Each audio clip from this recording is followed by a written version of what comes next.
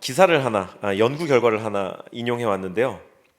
한번 읽어드리도록 하겠습니다. 미국 스탠퍼드 대학의 사회심리학자 필립 짐바르도 교수는 1971년에 대학 건물 지하의 실험실에 쇠창살을 달고 검은색의 문을 탄 가짜 감방 3개를 만들었다.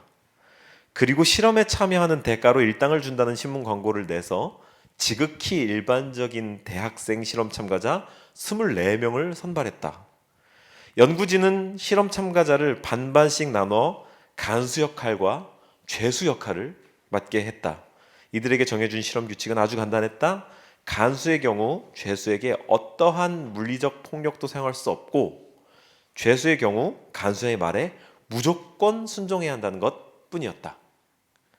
보통 간수는 죄수의 모든 것을 통제하고 조정할 수 있다. 즉 이들에게 주어진 역할은 완벽한 갑과 을의 관계였다.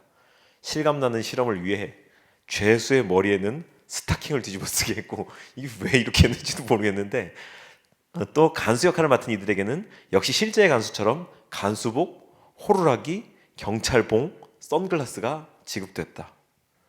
실제 실험이 진행되자 연구진도 미처 예상하지 못한 간수들의 놀라운 갑질이 시작되었다. 맨손으로 변기 청소를 시키는가 하면 팔굽혀펴기 등의 얼차례를 몇 시간 동안이나 시키기도 한 것. 이 같은 갑질은 연구자들이 모두 퇴근하고 없는 시간에 그 정도가 더욱 심해졌다. 모두 가짜로 주어진 상황이니 실험 참가자들은 그저 간수와 죄수의 역할을 하는 척만 하면 되었다. 그러나 이들은 실제로 죄수와 간수에 맞는 행동을 했으며 그 강도는 점점 심해져 갔다. 결국 이 실험은 예정된 2주를 다 채우지 못하고 6일 만에 종료되었다. 죄수 역할을 맡은 참가자들의 심적 고통이 너무 심했고 일부 참여자들이 불안정한 정서 상태를 보였기 때문이다. 이렇게 무거운 분위기를 예상한 건 아닌데 스타킹 이런 데서 좀 이렇게 웃을 줄 알았는데, 그쵸? 연구 결과가 조금 흥미롭기도 하지만 조금 이렇게 뭔가 뒷맛이 좀 씁쓸한 게 있습니다. 이처럼 타인에게 이 절대적인 영향력을 행사하는 힘을 우리는 뭐라 그러냐? 권력이라고 합니다. 권력. 그리고 이 말은 21세기에 이르러서 우리 대한민국에 와서는 갑질이라고 하는 신조어가 되었죠. 실험에서 연구진은 말하자면 갑을 관계를 상정해 준 것이고 가상의 실험일 뿐이었는데도 이 관계에 충실하게 임한 피실험자들은 심적인 고통에 시달렸습니다. 그렇습니다. 사람은 권력의 지배를 받는 존재입니다. 그것이 크든 작든 공적이든 사적이든 권력의 지배를 받는 존재입니다. 우리가 우리 공동체 안에서 권력에 대해서 내리는 정의가 자기 스스로를 타인의 영향력으로부터 자유케 하고자 하는 주체성이라고 하는 점을 생각을 해보면 그 어떤 인간도 이 권력의 추구에서 이 자유로울 수 없는 점이 확실한 것 같습니다. 그렇지 않습니까? 우리가 권력이라는 것이 갑질로 나타나는 이유도, 또 나 스스로에 대한 어떤 주체성으로 나타나는 이유도 나라는 존재가 남에게 휘둘리지 않는 힘, 그 주체성, 이 권력의 본질이기 때문입니다. 시간을 거슬러서 이 창세기로 올라가 보면 인류가 타락했던 그 핵심 그 죄의 핵심 개념, 그것 또한 하나님을 상대로 한 권력 찬탈의 쿠데타였음을 우리가 알 수 있습니다. 우리가 풍삼초 할 때 또 이런 얘기들을 나누죠. 창조주인 하나님께로부터 피조물인 인간이 그 영향력 아래에 계속해서 거하기를 거부했던 것, 이것이 곧 자기중심성, 죄의 본질인 거죠. 오늘의 본문에서 예수님은 제자들에게 권력, 이 영향력이 미치는 힘에 대해서 교훈을 해주십니다. 자신들의 기대와 같이 이제 곧 이루게 될 하나님의 나라, 예수님의 왕국에서, 예수님 왕 되신 나라에서 누가 더 큰 권력을 차지하게 될 것인가, 누가 더 높은 자리를 차지하게 될 것인가를 가지고 제자들은 논쟁을 벌였고, 예수님이 이를 두고 12제자들을 다 한데 모아가지고 이런 것이야 라고 하는 어떤 교훈을 주셨죠. 첫째가 되고자 하면 끝이 될 것이다, 되어야 한다 라고 하는 유명한 가르침을 주셨습니다. 우리도 살아가면서 때때로 많은 종류의 갑질의 경험을 합니다. 갑이 되든 을이 되든 그 포지션만 바뀔 뿐이지 갑질의 경험을 아주 많이 하고 살아갑니다. 갑질이 무언가요? 갑질이 바로 타인을 향해 권력을 행사하는 것 아니겠습니까? 그리고 이 갑질은 사회적으로 많은 폐단을 낳았고, 오죽하면 근 10년이 안 된 단어인 이 갑질이 이렇게 빈도가 높게 쌓이고 우리가 갑질이란 단어만 써도 그 개념이 바로 반짝하고 떠오를 만큼 유명하고 통용되는 사회적인 단어가 됐을까요? 곰곰이 생각해 보면 10년 전만 해도 이 갑질이란 단어는 존재하지 않았습니다. 불과 10년이 안 된 단어입니다. 근데 우리가 갑질이란 단어가 떠오르자마자 정말 본능적으로 그게 어떤 단어인지를 팍 캐치할 수 있었던 이유는 우리 사회에 뿌리내리고 있는 어떤 독특한 문화, 그리고 우리가 살면서 아주 자주 경험하는 갑질의 사건들이 우리 모두에게 편만해 있기 때문인 것입니다. 그렇기에 앞서 살펴본 바와 같이 우리 모두가 권력이라고 하는 갑질의 유혹으로부터, 또 그 갑질의 행사로부터 자유롭지 못하다는 점을 우리가 인정하고 그것을 이 제자들과 예수님과의 담화가 남의 이야기가 아니다라는 마음으로 오늘 이 말씀을 받아야 될 줄로 믿습니다. 그래서 오늘 우리가 진지하게 생각해보자 하는 질문은 바로 이것인 것이죠. 이 본문에 나타나 있는 건강한 영향력을 갖는 데에 있어서 두 가지 장애물과 그리고 그 건강한 영향력을 갖게 되는 유일한 방법, 이것이 우리의 오늘 이 설교를 이끌어갈 주요한 주제라고 할 수 있겠습니다. 사랑하는 여러분, 오늘 이 말씀을 나누고 나서 우리가 평소에 권력이라고 하면 좀 우리랑 먼 정치가들의 이야기, 사회 유력자들의 이야기처럼 생각하면서 사는 경향이 있지만, 이것이 우리의 얘기라는 점을 보다 분명히 알고 권력에 대해서 건강한 그리스도적인 성경적인 가치관을 가지고 이 세상을 변화시켜가는 저와 여러분들 되시기를 주의 이름으로 축원합니다. 첫 번째로 건강한 영향을 갖는데 장애물이 되는 것은요, 강약약강입니다. 발음하기도 힘든데 한번 딱 발음해 보실까요? 강약약강. 어떤 단어인지 아시나요? 강약약강. 예, 강약약강이 이것도 신조어일 텐데요. 강자 앞에서 약하고 약자 앞에서 강한 사람의 그 행태를 꼬집는 말입니다. 강약약강. 이게 건강한 영향력 형성에 있어서 장애물이 된다. 지금 본문에 그게 정말 과연 관련이 있는 것인가? 우리 한번 33, 34절을 볼까요? 함께 읽어주시겠습니다. 33, 34절 시작. 가버나움에 이르러 집에 계실새 제자들에게 물으시되 그들이 잠잠하니 이는 길에서 서로 누가 크냐 하고 쟁론하였음이라. 저를 한번 봐주시죠. 제자들은 서로를 향해서 고성을 주고받으면서 쟁론하였습니다. 여기 쟁론했다고 되어 있죠. 이게 목소리를 높여가면서 막 짜식아 막 이게 이러는 말싸움, 엄청 거친 말싸움을 뜻하는 그런 단어인데요. 한번 생각해 보시죠. 지금 제자들은 예수님의 왕되심에 관해서 착각하고 있는 겁니다. 이거는 뭐 제가 하도 많이 얘기했기도 하고 우리의 신앙 상식의 연장선에 있는 거니까 다 아실 거라고 생각을 합니다. 제자들은요, 그리고 많은 유대인들은요, 예수님을 따랐던 무리들은요, 예수님이 유대인의 정치적 메시아, 정치적 왕, 정치군사적인 왕이 될 것으로 기대했습니다. 로마의 압제를 당하고 있는 유대인들을 해방시킬 장군으로 이해를 했단 말이죠. 그런 사람들, 지금 제자들도 그 착각에서 벗어나지 않은 상태라 이 말입니다. 그러니 예수님이 왕 되실 나라는 진짜 왕인 거죠. 그럼 12제자니까 적어도 내가 우리나라 국내 서열 12위 중에는 들겠다, 이런 생각이니까 지금 그 서열 한두 자리를 가지고 다투고 있는 거인 거죠. 예수님에 대해서 착각하고 있다라고 하는 점을 저는 지금 강조하고 있는 겁니다. 그런데 이들이 만약에 정말 예수님에 대해서 착각만 해서 내가 예수님의 옆자리에 앉을 거야, 내가 이렇게 높은 자리에 앉을 거야 라고 예수님에 대해서 순진한 착각이기만 했다면, 제가 이들에 대해서 강약약강에 이렇게 얘기하는 건 오해이고 잘못 생각하는 것일 수 있겠습니다. 그런데 뒤따라오는 본문에서 예수님이 곧바로 니네가 길거리에서 무슨 얘기했니? 하고 물어볼 때에 제자들이 대답을 합니까? 못하죠. 입을 꾹 다물고 꿀먹은 벙어리 마냥 가만히 있죠. 이게 무엇을 의미합니까? 자기들이 이 자리를 놓고 목소리를 높이면서 막 서로를 죽일 듯이 싸웠던 것이 얼마나 부끄러운 일인가, 그리고 그게 예수님이 여태까지 보여온 예수님의 행보, 예수님의 가르침에 비추어 봤을 때 그 가르침과 맞지 않는 것인가를 이들이 알고 있었다는 말입니다. 그러니 이것을 가지고 올바르게 교정해 주실 수 있는 분이며, 쉽게 말하면 강자인 예수님 앞에서는 깨갱하고 아무런 말도 못하고, 그리고 자기가 맘먹어서 이 가치가 무엇이든 정신이 무엇이든 핵심이 무엇이든 간에 목소리를 눌러 이길 수 있는 자기 만만한 제자 앞에 가서 내가 너보다 더 위야 임마 이렇게 싸우면서 자기가 강자 되려고 하는 시도를 했다. 저는 지금 그 부분을 좀 확대해서 보고 있다 이 말입니다. 근데 이게 과연 2000년 전에 이 제자들에게만 있었던 일인가? 우리는 어떻습니까? 저는 이 강약약강을 생각할 때 너무 부끄럽게도 이 자리에 있어서 참 그런데 저희 아이들과의 관계에서 이 강약약강을 참 늘 생각을 합니다. 얼마나 사람은 비겁하고 비열한 존재인지 밖에서 받은 스트레스를 우리가 아이들한테 좀 이렇게 전가할 때가 있잖아요. 저만 그런 거 아니죠? 굉장히 긴장했습니다. 막 자기보다 약한 존재에게 그 막 짜증을 내고 막 이렇게 화풀이를 할 때가 있잖아요.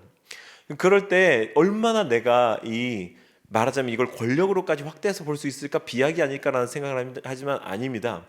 제가 제 존재에 대해서 존재에서 일어나는 감정을 타인에게 전가해보고 그를 좌지우지할 수 있는 힘은 권력입니다. 이것을 행사함으로 해서 그가 나의 권력에 휘둘리는 모습을 보면서 내가 그러지 못했던 사회적 모습을 스트레스를 풀어버리는 것, 이것은 죄입니다.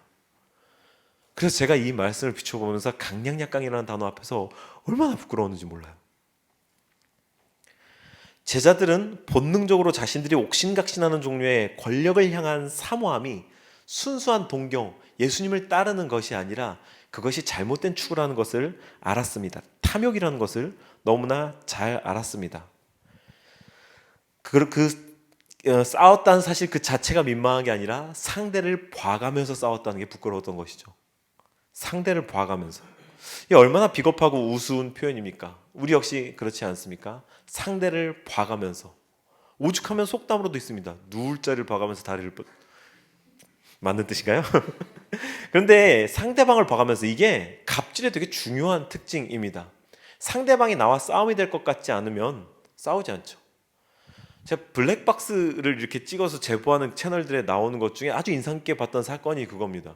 경찰을 탄다고 이제 외제차를 탄 사람이 조금 기분 나쁘게 한 거에 대해서 막 쫓아가가지고 해코지했는데 경찰에서 내린 사람이 경찰보다 더 큰 사람인 거죠. 그러니까 이 스포츠카에서 고가의 차에서 내렸던 사람이 막 따지러 왔다가 바로 돌아가는 장면이 블랙박스에 찍혀가지고 엄청 민망해. 모두가 다 웃었죠. 우리가 왜 웃나요? 그 모습이 권력이라고 하는 것에 완전히 굴종해버리는 인간의 본성이다 이 말입니다. 강약약강, 상대를 봐가면서 하는. 그렇다면 건강한 영향력의 장애물 이 두 번째랑 있는데 이 건강한 영향력을 가는 데 있어서 강약약강, 상대를 봐가면서 한다는 게 이 두 번째 장애물과 있는데요. 두 번째 장애물이 무엇입니까? 두 번째 장애물은 바로 예수님 그리스도에 대한 제자도에 관한 무지에서 비롯됩니다. 지금 문장이 됐나요? 제가 지금 머리로 정리하면서 막 말을 하다 보니까 말만 한국말이고 이상한 말을 한 것 같은데요. 어쨌든요. 두 번째는 바로 제자도에 관한 무지에서 비롯됩니다. 정말 그런지 다시 한번 33, 34절을 보시죠. 함께 한 번 더 마음에 새기면서 읽어주시죠. 시작. 가버나움에 이르러 집에 계실새 제자들에게 물으시되 너희가 길에서 서로 토론한 것이 무엇이냐 하시되 그들이 잠잠하니 이는 길에서 서로 누가 크냐 하고 쟁론하였습니다. 제자들이 어디서 싸웠나요? 길에서 싸웠습니다. 마가복음에서 예수님은 제자들과의 대화를 통해서 자신이 고난받으실 것, 순환을 세 차례에 걸쳐서 예고하시는데요. 이 세 차례의 순환 예고의 배경이 전부 다 길입니다. 그러니 마가복음에서 길이라고 하는 배경은 굉장히 의미심장한 배경이 되어주는데요. 오늘 이 대화가 두 번째 순환 예고로부터 이어지고 있는 거죠. 이것은 이 길은 인류 구원을 향하여 나가는 길, 고난을 향해 나아가는 길을 의미합니다.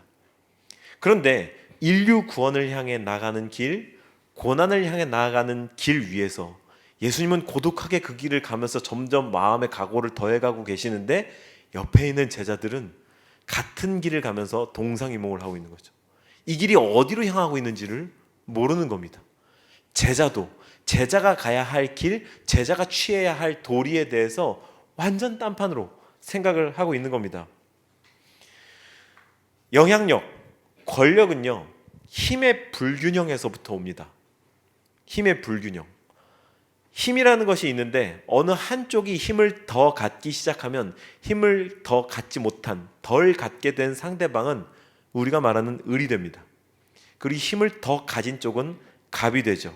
이렇게 힘의 불균형이 생기기 시작하면 한쪽은 갑이 되고 한쪽은 을이 되어서 한쪽이 다른 한쪽에게 힘을 행사하고, 이것은 필연적으로 관계에 영향을 미칩니다. 죄송합니다. 그렇게 건강한 권력의 행사는 전적으로 권력을 가진 쪽에서 어떤 마음으로, 어떤 정신으로 그 힘의 행사를 건강하게 조율해야지만 가능한 일입니다. 을 쪽에서는 어떤 애를 써도 이 권력을 건강하게 만들 수가 없습니다. 순전히 갑에게만 달려있는 숙제라 이 말입니다. 권력을 건강하게 올바르게 행사한다는 것 말이죠. 그래서요, 예수님께서는요, 그 결정권을 건강하게 건강하게 행사할 수 있는 유일한 방도로 예수 그리스도께서 가르쳐 주신 제자도에 관해 바르게 이해하는 것밖에 없다라고 말씀을 하신 겁니다. 지금 보여주신 것입니다. 예수님은요, 삶을 통해서 권력에 대해서 우리가 이해하는 바와 다르게 가르쳐 주셨는데요, 바울 사도는요, 이에 대해서 이렇게 정리해서 빌립보서에 말했습니다. 너희 안에 이 마음을 품으라. 곧 그리스도 예수의 마음이니 그는 근본 하나님의 본체시나 하나님과 동등됨을 취할 것으로 여기지 아니하시고 오히려 자기를 비워 종의 형체를 가지사 사람들과 같이 되셨고 사람의 모양으로 나타나사 자기를 낮추시고 죽기까지 복종하셨으니 곧 십자가에 죽으심이라. 이게 예수님께서 가르쳐 주신, 그리고 예수님께서 살아가신 삶에 나타난 권력의 모양인 거죠. 원래 하나님과 동급, 하나님 본인이신데 그 동등됨을 취할 것을 여기지 아니하시고 하나님과 같은 입장으로 경배받고 숭배받을 것을 당연하다 여기지 않고 그 자리를 버려버리고 종의 형체를 취하여 인간의 자리에 내려오셔서 인간 중에서도 천한 인간 중에서 주목받지 못하는 인간의 자리에 오셔서 자기를 비워 종의 형체를 취해 십자가에 달려 돌아가심까지 순종하고 권력이라는 것의 올바른 모델을 보여주셨다. 이 빌립보서 말씀의 완벽한 모범이 되어주신 것, 그리고 그것을 소망하는 마음을 더 높은 차원으로 끌어올리기를 바라고 목표를 제시해 주신 것, 이게 예수님의 티칭이었습니다. 본문을 보면요, 예수님이 권력을 바라보는 제자들의 어떤 내가 크고자 해, 큰 사람이 되고 싶어라고 한 마음 자체를 부인하지 않으셨다는 걸 우리는 알 수 있습니다. 만약에 그랬다면 예수님이 제자 중에 누가 크고자 하는가라고 하면서 싸웠을 때 크려고 하지 말아라, 이렇게 그것 자체를 꼬집었을 텐데 그게 아닙니다. 큰 것이 무엇인가에 대한 재개념화를 하신 것이죠. 정말로 건강한 그리스도인이 되면, 올바르게 제자들을 따라가면 크고자 하는 마음은 반대 방향으로 생깁니다. 크기 싫어지는 게 아니라 그리스도 안에서 더 큰 면류관, 더 큰 상급을 얻고 싶어하는 사모함은 생깁니다. 근데 그게 권력에 대한 추구하는 다른 칼라가 되는 것이죠. 예수님은 제자들을 이렇게 설정하신 겁니다. 셰리 머케덤이라는 분이 이렇게 말했습니다. 권력의 사랑, 이게 영어 원문에는요, love of power라고 되어 있습니다. 권력의 사랑, love of power에 대한 유일한 치료책은 사랑의 힘, power of love 밖에는 없다. 굉장히 재미있는 언어 유희예요. love of power에 대한 유일한 치료책은 power of love 밖에는 없다. 그래서 우리가 생각하는 세 번째 포인트, 건강한 영향력을 향한 유일한 길, 사랑의 힘은 바로 무사람을 섬기는 자가 되어야 하리라 라고 하는 예수님의 가르침입니다. 무사람을 섬기는 자가 되어야 하리라. 이 3번 제목 함께 한번 읽어주실까요? 시작. 유일한 길 무사람을 35절을 함께 읽습니다. 시작. 예수께서 앉으사 12제자를 불러서 이르시되 누구든지 첫째가 되고자 하면 무사람의 끝이 되며 무사람을 섬기는 자가 되어야 하리라 하시고, 예수님이 이제 이 파워 오브 러브의 실제판을 보여주시는데요, 이 35절은 읽으면서 조금 어색한 단어들, 어색한 문장인 것 같은 느낌이 듭니다. 그런 느낌을 주는 중요한 이유가 첫째, 끝, 섬기는 자, 이런 약간 어색한 표현들 때문인데요. 왜 한글 성경은 또 이걸 그대로 이렇게 어색하게 번역을 해놓았을까? 이게 헬라어 원어 성경에서 아주 중요한 의미를 갖는 단어들이기 때문입니다. 이 세 가지 표현이 모두 다 유대 사회를 배경으로, 당시 유대 사회를 배경으로 이해할 때에 매우 중요한 표현이기 때문이며, 헬라어로 본 이 35절은 마치 이 힙합에서 랩이 라임을 갖는 것처럼 이 운율을 갖습니다. 아주 재밌는 운율을 갖는데요, 의도가 있다는 뜻이죠. 그 의도는 이것입니다. 첫째라고 하는 단어는요, 보통 종교, 정치, 학문적 지배층에 있는 제사장, 대제사장, 왕, 서기관을 뜻합니다. 이런 의미로 통용되던 단어인 것입니다. 그리고 끝은요, 즉 마지막은 사회적으로 어떤 권리를 행사할 수 없는 신분에 속한 사람들, 그런 사람들을 가리키고요. 섬기는 자는 식탁에서 식사하는 사람들의 필요를 채우는 종 혹은 여성에게 부여된 호칭, 신분이었습니다. 이 모든 사실을 종합해 보면은요, 예수님의 제자란 이 세상의 권력자가 되는 것이 아니라 천하고 힘없는 사람들의 곁으로 가는 것이라고 하는 본문의 의도가 발견되어집니다. 이런 의도를 발견하면서 본문을 계속해서 읽어가면 더욱더 확실하게 확인이 되죠. 예수님 갑자기 어린아이를 데려다가 이렇게 품에 안으시고 약간 생뚱맞은 것 같은, 어린아이가 등장한 것도 생뚱맞고 약간 이상해지는 분위기가 연출이 됩니다. 한번 읽어보시죠. 36, 37절을 보시겠습니다. 36절 있습니다. 시작. 어린아이 하나를 데려다가 그들 가운데 세우시고 안으시며 제자들에게 이르시되, 37절도요. 누구든지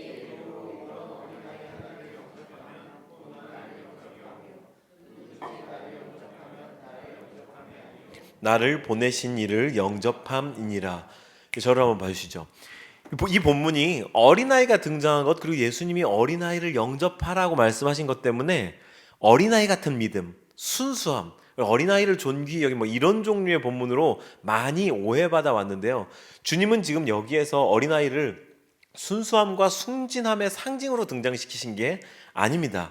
앞서서 이렇게 가지고 온 우리 첫째, 섬기는 자, 이 상징적인 의미들과 동일한 선상에서 같은 의미로 활용된 소재다라는 점을 기억을 해야 됩니다. 그렇다 그러면 당시 유대 사회에서 어린아이가 어떤 통념 속에서 있었는가, 어떤 함의를 갖고 있는 존재였는가를 생각해 볼 수 있어야 하는데요. 어린아이들은요, 당시 유대 사회에서 아직 사회적 신분을 얻지 못해서 어떤 권리도 행사할 수 없는 미천한 존재였습니다.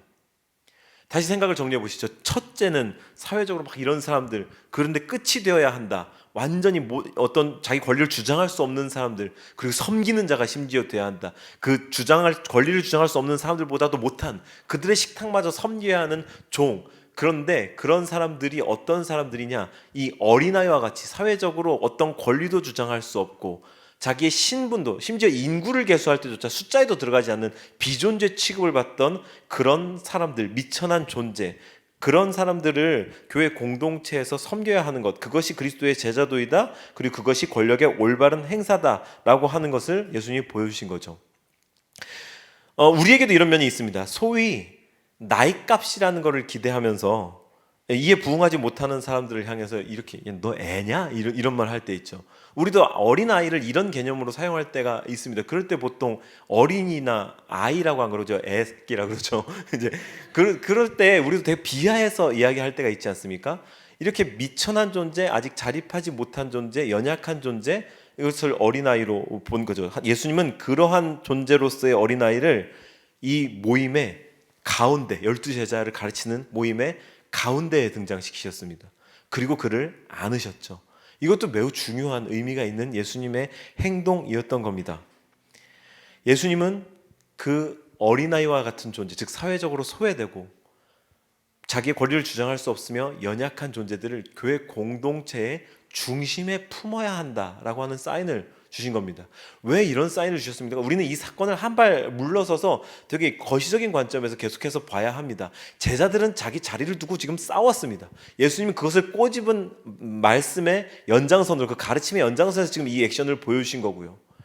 자기가 서로 높아지려고 하는 사회 속에서, 갑질의 사회 속에서 그 갑질의 방향을 뒤집어 놓으시려고 어린아이를 모임 가운데 등장시키고 그를 품어하는 액션을 보여주시면서 교회가 가져야 할 것, 제자도를 추구하는 사람들이 가져야 할 것이 바로 이러한 삶의 태도다라고 하는 것을 보여주신 것입니다. 권력을 갖는다는 것, 그것을 바라고 추구한다는 것의 기독교적 실제는 뭇 사람을 섬기는 자가 되는 것입니다. 이 세상의 가치, 추구하는 정반대의 방향을 가리키는 것. 그렇기에 그리스도의 도를 좇으려고 하면, 그리스도적인 권력을 행사하려고 하면 손해는 보게 되어 있습니다. 우리는 그런 기대를 하죠. 내가 주님을 위해 이렇게 하면, 주님의 마음을 보고 이렇게 액션을 하면 주님이 그 손해까지도 채워주실 거야. 아닙니다. 실제적인 손해는 발생할 수밖에 없습니다. 왜? 그게 이 세상의 원리니까. 공중권세 잡은 마귀가 지배하는 세상의 원리니까 그 원리대로 따라 나타날 수밖에 없습니다. 문제는 그것까지 같이 감내하는가, 감내할 수 있는 각오로 그 그리스도의 발걸음에 동참했는가. 이제 저는 설교를 마치려고 합니다. 우리는 권력에 대해서 이야기 오늘 했습니다. 제가 정상 컨디션이 아닌 관계로 많이 횡설수설했던 것 같은데 다들 잘 이해하신 것 같아서 큰 걱정은 없거든요.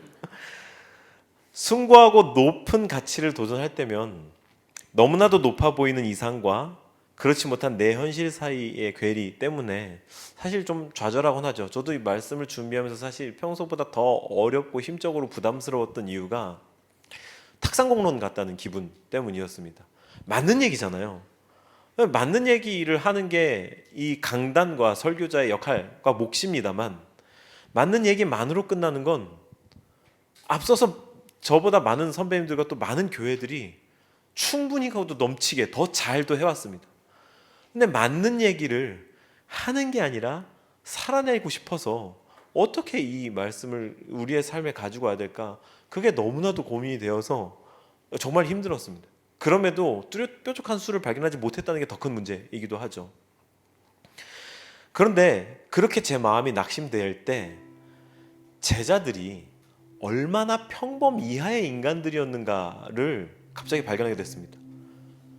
그러니 이 말 뜻은 우리가 무언가 되게 남들이 하지 않은 아이디어풀한 거를 만들어내서 거기에 동참한 것으로 야 우리는 그리스도의 제자들을 살아내고 있어 라고 자뻑하지 않아도 그냥 우리가 얼마나 그때 당시의 제자들처럼 좀 더 제자답게 살기 이전의 제자들처럼 형편없는 인간인가만 그냥 직시되어지면 직면되어지면 제자들이 위대한 사람들이 되었던 것을 보면서 예수님께서 이들을 바꾸셨지, 그렇다면 나도 그렇게 바꿔가실 수 있지, 그 소망만이면 되겠구나 라고 하는데 닿았다는 얘기를 하고 싶은 겁니다. 그러기 위해서 우리가 그 소망을 갖기 위해서 제자들을 예수님께서 얼마나 놀랍게 변화시키셨는가를 발견하려면 우리가 이 본문보다 조금 더 앞에서부터 쭉 이어지는, 오늘 이 본문만 읽어서는 발견하기 어려운 이때 당시에 지금 제자들 모임의 분위기를 좀 추측해 볼 수 있는 앞에 사건을 읽어야만 합니다. 한번 성경으로 9장 2절을 펴주실까요? 오늘 말이 굉장히 꼬이는데 주님 은사를 주십시오. 성령으로 임해 주십시오. 9장 2절부터 9절까지 보면 좋을 것 같습니다. 좀 기니까 교독할까요? 엿새 후에 예수께서 베드로와 야고보와 요한을 데리시고 따로 높은 산에 올라가셨더니 그들 앞에서 변형되사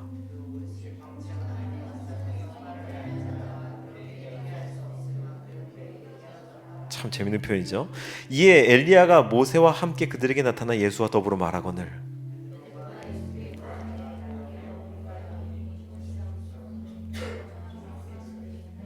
주를 위하여 하나는 모세를 위하여, 이는 그들이 몹시 무서워하므로 그가 무슨 말을 할지 알지 못함이더라.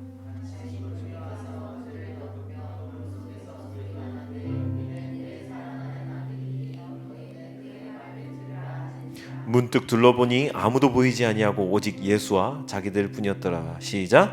그들이 산에서 내려올 때에 예수께서 경고하시되 인자가 죽은 자 가운데서 살아날 때까지는 본 것을 아무에게도 이르지 말라 하시니.